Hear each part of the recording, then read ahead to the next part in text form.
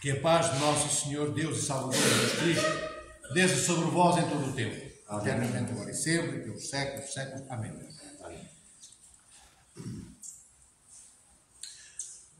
Alguém estava caído na valeta, diz-nos o Evangelho de hoje, e esse alguém era um judeu.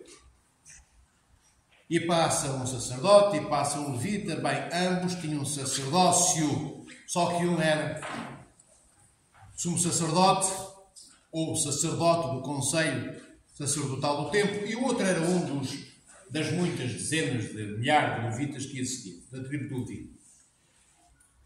E para que nós percebamos o ato deste samaritano, amados irmãos e irmãs, temos que saber qual é a diferença entre um samaritano e um judeu. Senão nós pensamos que samaritano é só um nome como cartaxense. Não é. Os samaritanos não gostavam dos judeus. E os judeus odiavam, abominavam os samaritanos. E certamente, se calhar, os samaritanos também, alguns deles, não só não gostavam, como odiavam também os judeus. Bem, na sua gênese, isto é, na sua origem, os samaritanos são israelitas, são hebreus, são povo de Deus. Muitos de vós não sabeis disso, pensais que é um outro povo estranho. Não, os samaritanos são, na sua origem, judeus. No ano 997, o rei Jeroboão encabeça as chefias das 10 tribos de Israel e separa-se e forma a nação de Israel. Serão chamados depois os judeus do norte. E no sul ficam duas tribos. Fica apenas a tribo de Judá e de quê? Ajude-me lá, vá lá. E qual é a outra? Benjamim? Sim, isso foi antes. Benjamim e Manassés. É a tribo de Judá, que fica no fim. Isto para vos dizer que, pouco a pouco, há este afastamento entre os judeus do norte e os judeus do sul. No ano 97, quando o rei Jeroboão encabeça, digamos assim, a revolta das 10 tribos, ainda não há samaritanos e judeus. Há só os judeus do norte e os judeus do sul. Passado algum tempo, passado algumas dezenas de anos depois, há um rei israelita, o rei Orim, que cria, que estabelece, que constrói a cidade de Samaria, que não existia. E a cidade de Samaria passa a ser a capital dessas 10 tribos de judeus do norte daquilo que é hoje, que nós conhecemos como território de Israel, mais fronteira para aqui ou para acolá, era semelhante, um bocadinho mais vasto, ou um bocadão mais vasto em território na altura. Bem, e eles começam, estes judeus do norte, são apóstatas, enveredam pela apostasia, isto é o quê? Abandonam a adoração ao verdadeiro Deus, Yahvé, ao verdadeiro Deus de Abraão, Isaac e Jacó, e começam a adorar falsos deuses. Estes judeus do norte, que depois, como eu disse há pouco, têm a cidade de Samaria como capital do seu território, então passam a partir daí a chamar-se samaritanos. Mas, como ouviram dizer, na sua origem eles são judeus, como os outros. Bem, e com o tempo, depois, eles são levados pelo imperador da Síria e, ao fim de 3 anos de cerco, muito tempo depois do ano 97, por volta do século VII, eles são levados para a Síria, e a Síria leva o quê? Não leva o povo todo, leva sobretudo as elites, as pessoas importantes da Samaria. O outro povo, que não tinha importância nenhuma, que eram os judeus samaritanos, ficam por ali, por aquelas terras. E mais de um século, cerca de um século depois, ou um pouco menos,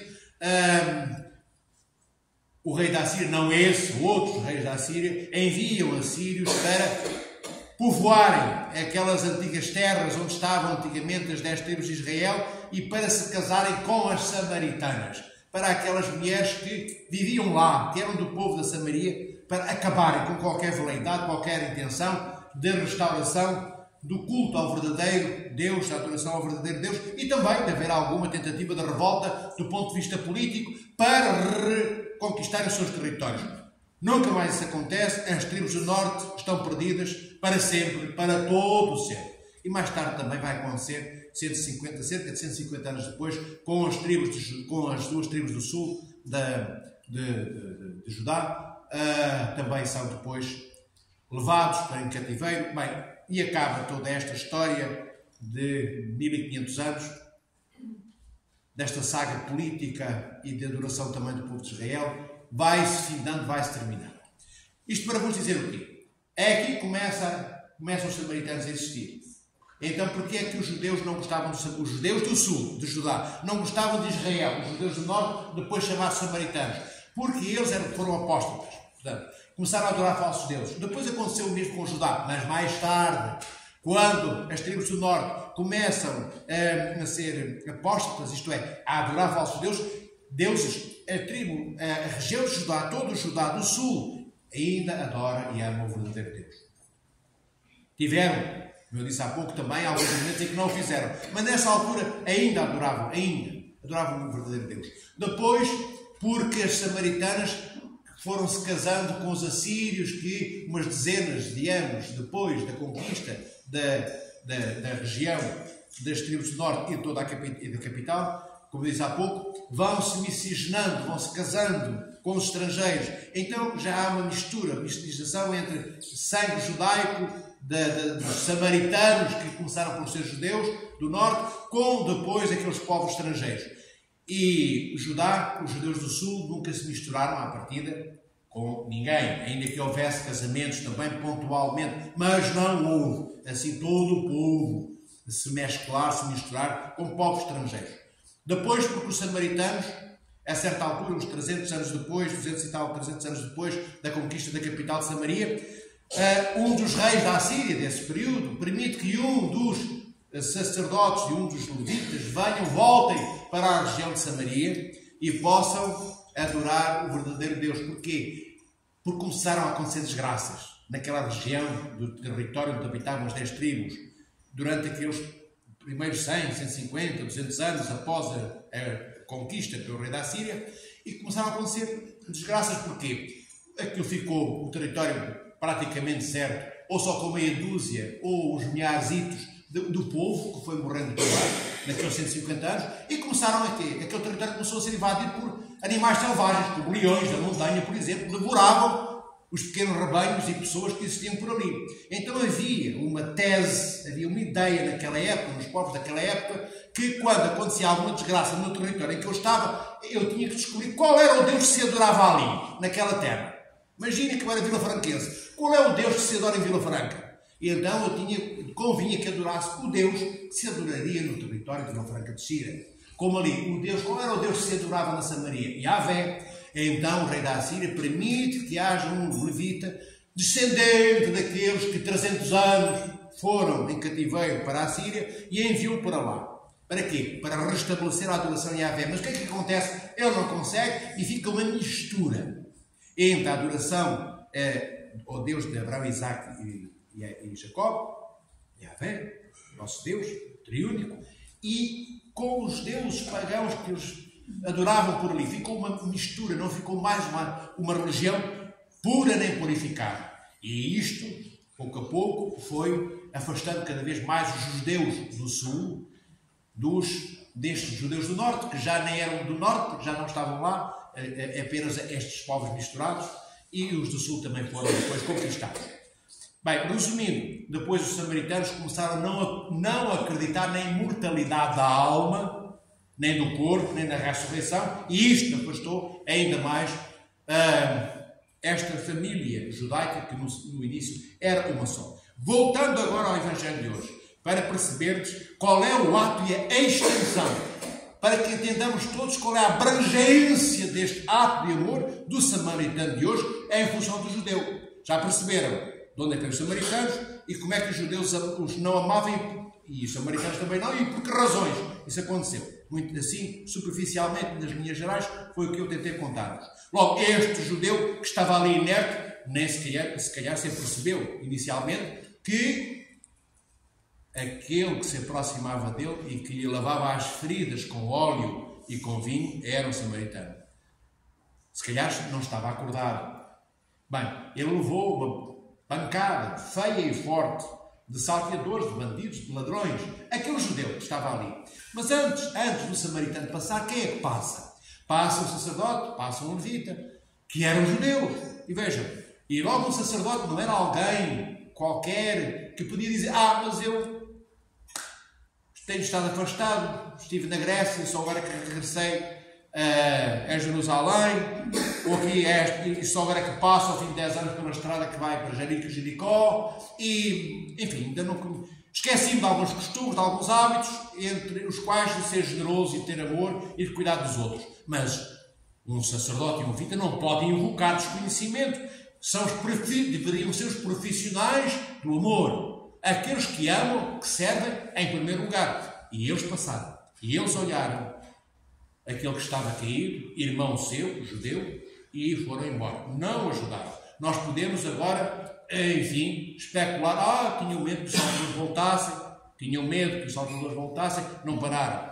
E por muitas outras coisas, ou razões e motivos e especulações que pudéssemos ter, nenhuma delas, todavia, justifica este ato de total abandono de um dos seus irmãos. Ainda por cima, era irmão de sangue na fé, não consanguíneo, mesmo pai, mesma mãe, mas consanguíneo, aquele judeu que estava na valeta, caído, era do sangue, da mesma fé, do mesmo amor. Ele também, aquele que levou pancada, também amava o Deus de Abraão, Isaac e Jacó, como de cujos Deus, Yahvé, aquele sacerdote e aquele levita, eram sacerdotes. Bem, e ele continua abandonado, aquele judeu, caído, espancado na estrada. E eis-se não quando passa então este samaritano, que nós o apelidamos de bom samaritano. E o que é que ele faz? Ele desce a sua mula, para a mula, desce a sua mulinha e vai pegar em óleo e em vinho, que são uma imagem dos mistérios de Deus, Nosso Senhor Jesus Cristo, e limpa-lhe as feridas. Pega nele o judeu caído da valeta e põe-o em cima da sua mula. E ele vai a pé. E ele vai a pé, puxando a molinha, e não deixa o outro ficar ali no meio do chão.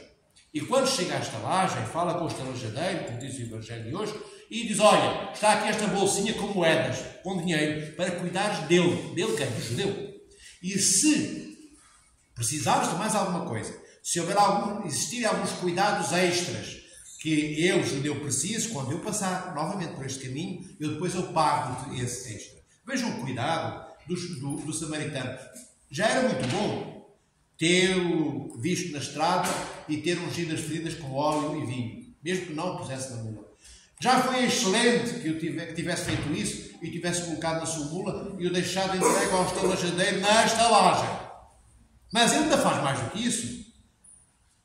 Se for preciso pagar mais, se for preciso mais algum cuidado com ele para ficar curado, vê lá, cura-o bem.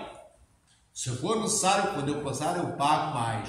Ele ainda se preocupou com o futuro, com o que iria acontecer depois de ter deixado o judeu naquela estalagem. Ele preocupou-se com o futuro daquele judeu, que era seu irmão em quê? Não era irmão na fé, porque já não adoravam o mesmo Deus da mesma forma. Já não oravam no mesmo tempo, porque os samaritanos adoravam no Monte Gerizim e os judeus em Jerusalém. Já não acreditavam nas mesmas fórmulas de fé. Uns acreditavam na mortalidade e outros não. Bem, entre os judeus também existiam os saduceus que não acreditavam na ressurreição e na imortalidade. Mas nos judeus, em geral, nos fariseus, partindo do princípio apenas daquilo que acreditavam os fariseus, sim. E havia então separações graves entre aquilo que uns acreditavam, outros não acreditavam, outra forma de adorar a Deus e não adorarem a Deus. Então tudo isto era um oceano que estava lá disponível e preparado para separar aquele samaritano daquele judeu. Toda a história dos 1000 anos antes, desde o ano 97, em que Jeroboão separa as 10 tribos do norte das 2 tribos do sul, tudo estava preparado durante 1000 anos para que aquele samaritano passasse ao lado daquele judeu e nem olhasse para ele, ou vociferasse, e aconchegasse a barriguinha da mula para dar uma corridinha enquanto passava pelo judeu. Tudo levava a crer que assim se fosse, mas não foi assim. Este judeu não olha para o que o separava do judeu. E, portanto, este samaritano não olha para o que o separa do judeu. Não olha para aquilo que é distintivo negativamente nos samaritanos e entre os judeus e que criava essa clivagem, essa ruptura, essa cisão, essa separação entre ambos. Ele vê apenas o quê? O samaritano. Alguém que precisa de mim. Ele vê apenas quem? Alguém foi criado pelo mesmo Deus que o criou a ele também, samaritano.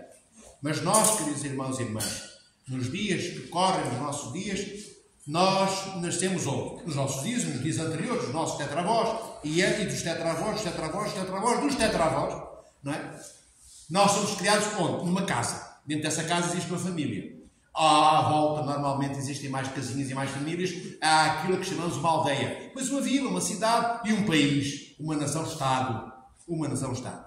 Então nós estamos habituados a que, se eu sou conterrâneo de alguém, isto é, se encontro alguém que habitava a mesma terra que eu e lá nasceu, eu cuido do meu conterrâneo. Se eu nasci em Cascais e encontro alguém de Cascais, é da minha terra, já tenho aqui uma predisposição.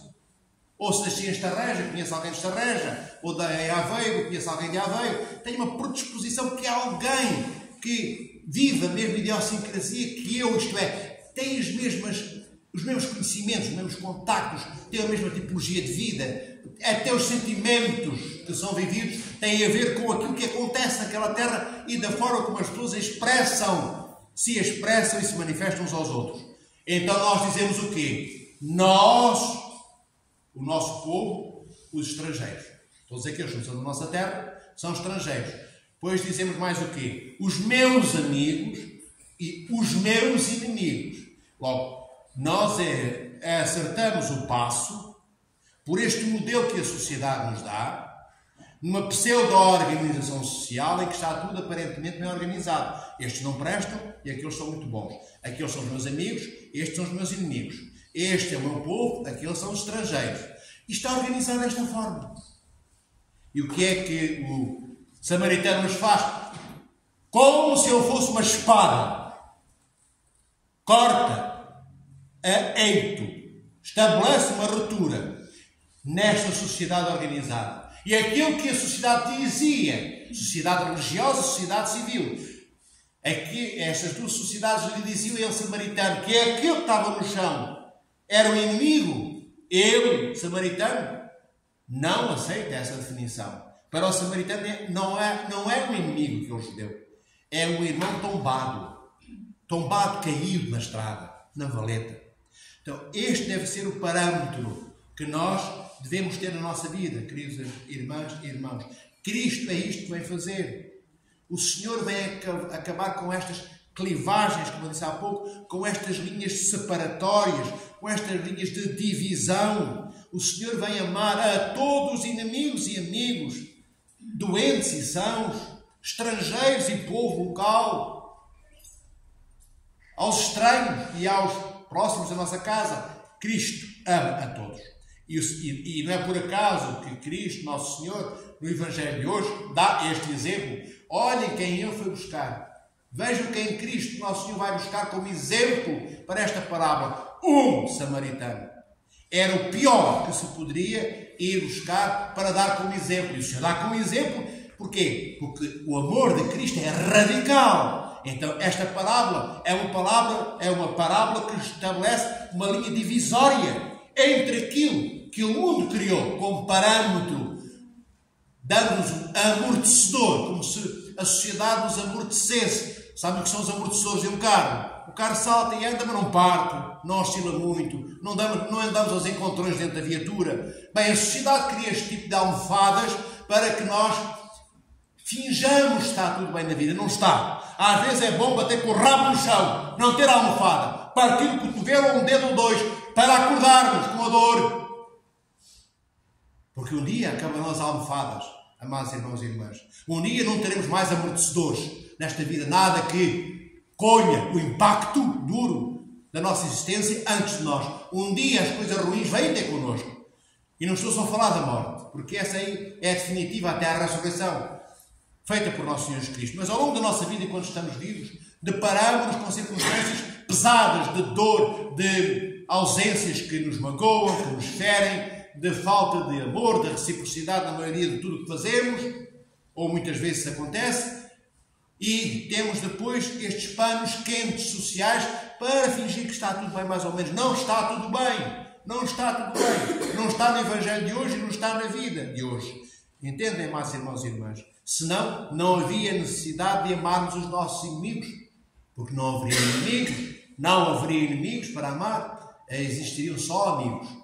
E não. O bom samaritano ama aquele que é seu inimigo. E porquê é que nós sabemos que o samaritano ama? Está escrito no Evangelho: o samaritano amava o judeu. Não, não está.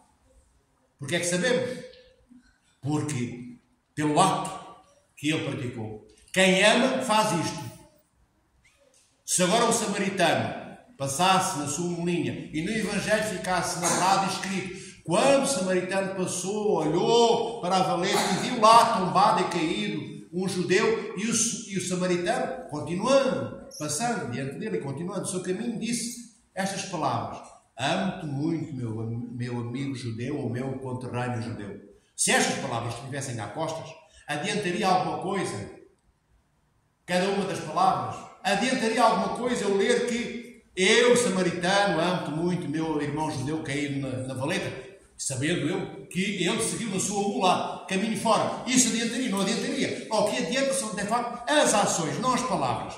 Os atos, as obras de fé que nós praticamos e fazemos. Depois de ungirmos as feridas dos nossos irmãos com óleo e com vinho. Depois de pegarmos os nossos irmãos, como o samaritano de hoje, e os deixarmos na estalagem, nos hospitais deste mundo, ou em nossas casas, às vezes, se tivermos como cuidar deles, mediante a gravidade dos ferimentos, aí nós sabemos, e todos sabem, que nós a amamos. Não adianta nada eu dizer que eu amo, gosto, e sou uma pessoa completamente indiferente a todos aqueles que estão à minha volta. Que adianta eu dizer que vou estar contigo e não apareço, nem hoje, nem daqui a uma semana, daqui a um ano. Será que podemos acreditar na palavra dessa pessoa?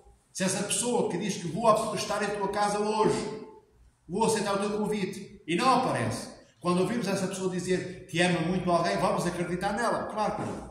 E mesmo que a pessoa seja séria nas palavras que diz, quando isso acontece, é porque os atos que ela praticou antes de proferir, antes de dizer cada uma dessas palavras, nos dão a garantia e a certeza que é justo, sério, honesto, real, o peso de cada grama da palavra ou das palavras que aquela pessoa profere.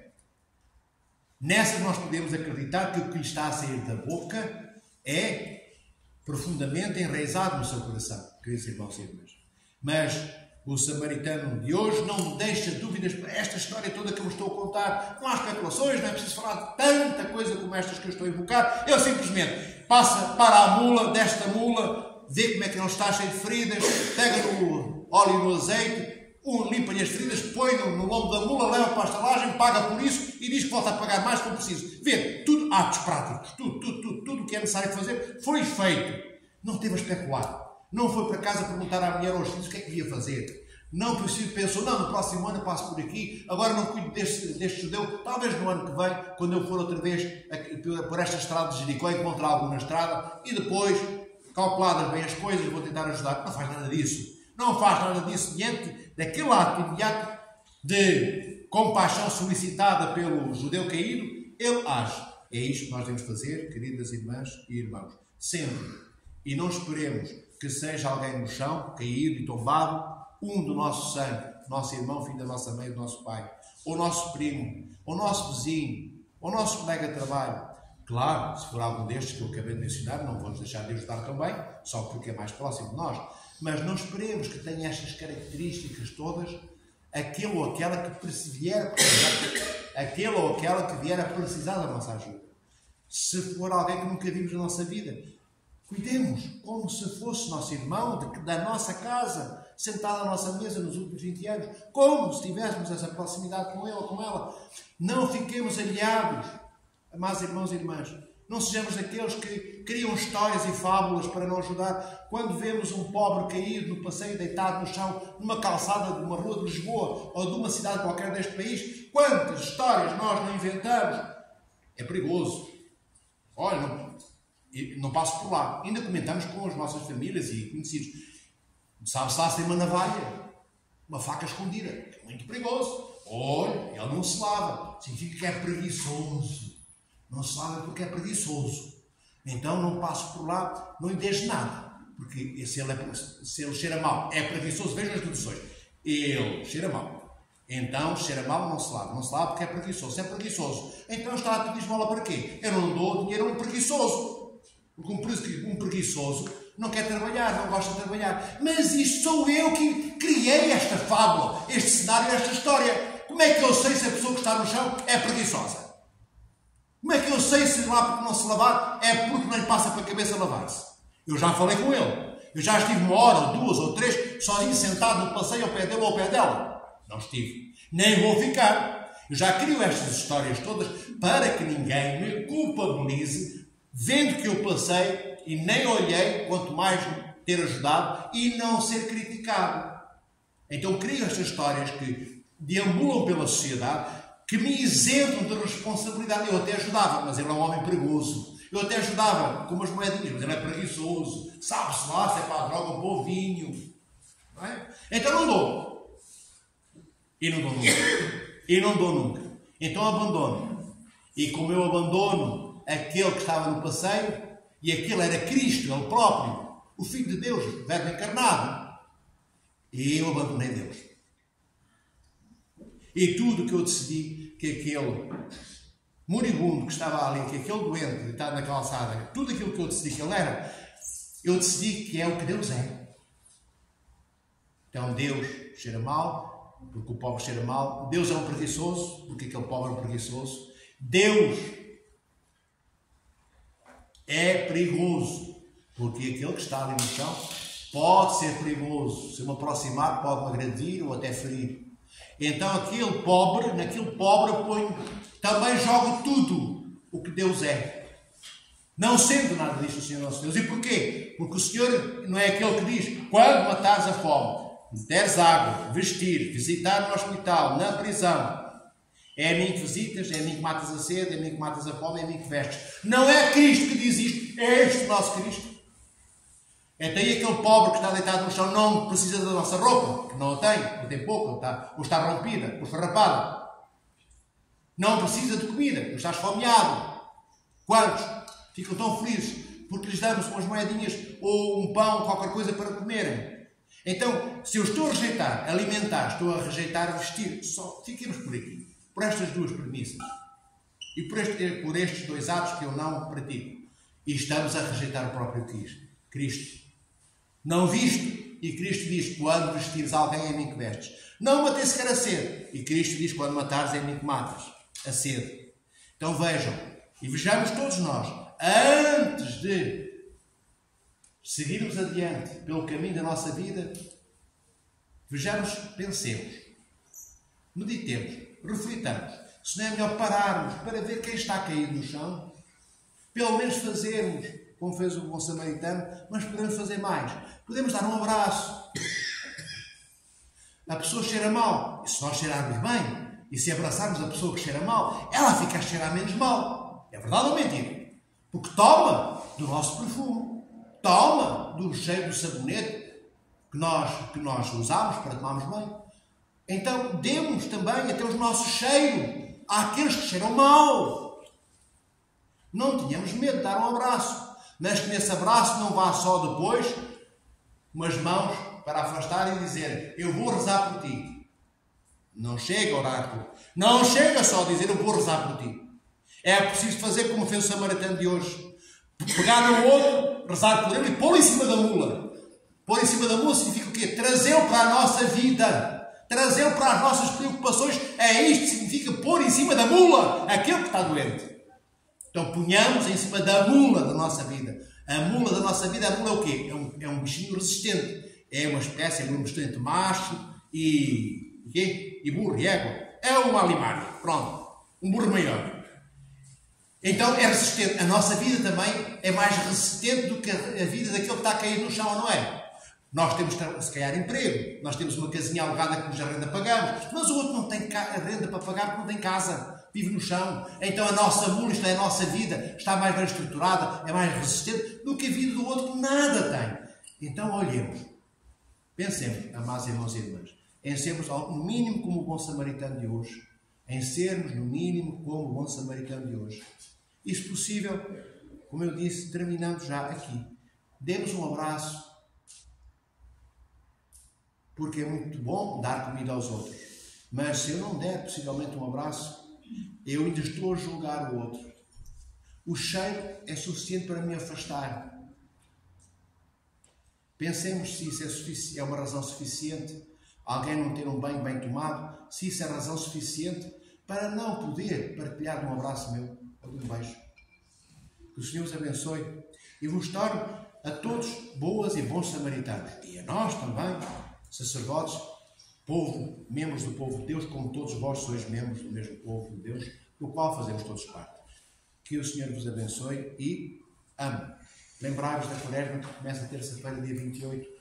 Fazei aquilo que for possível fazer e depois fazerdes. E no próximo domingo eu vou conversar convosco um bocadinho sobre a Quaresma.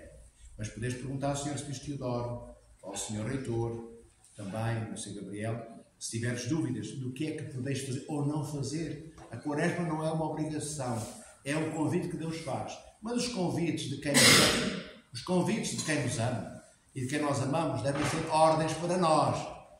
Não é? Não fiquei só assim a pensar, só porque é um convite, então posso fazer, posso não fazer. Posso fazer, posso não fazer. Mas convinha que fizéssemos. Quando recebo um convite de uma pessoa que eu amo, aquele convite é mais poderoso que uma ordem. Então, se Deus nos pede, façamos um esforço para nos abstermos de alguns alimentos e também dos pensamentos, também daquilo que os ouvidos ouvem, daquilo que os olhos veem, daquilo onde as mãos tocam. Isso é jejum. O jejum não é só não termos comidinha para dentro da boquinha. Devemos fazer jejum também do que sai da boca para fora. Das palavras que dizemos, às vezes, que não são corretas, que não são meigas, que não são bonitas, não são belas, não são adequadas. E falarmos melhor no próximo domingo. Entretanto, fazei o que puderdes, a partir de terça-feira. O Sr. Dom Teodoro está aqui, disponível para atender qualquer telefonema de algum de vós que queira falar, e eu também. E domingo conversamos sobre o grande Quaresma. Redobrai a vossa oração, se puderdes, a partir de hoje, porque já estamos a 2 dias de começar, ou um dia e pouco, começar a Quaresma, a grande Quaresma do Natal, e comecemos a orar um pouquinho mais afervoradamente. Que o Senhor vos proteja e ame. Ame! Como este samaritano amou os judeus. Em vossos dias. Em vossas casas. Nas casas dos vossos vizinhos. Na rua. Onde ninguém vos conhece e onde não conheceis aqueles que precisam do vosso amor. Amai a todos. Bendito seja o Senhor nosso Deus, eternamente agora e sempre, e pelo século do século. Amém. Rei dos céus, consola.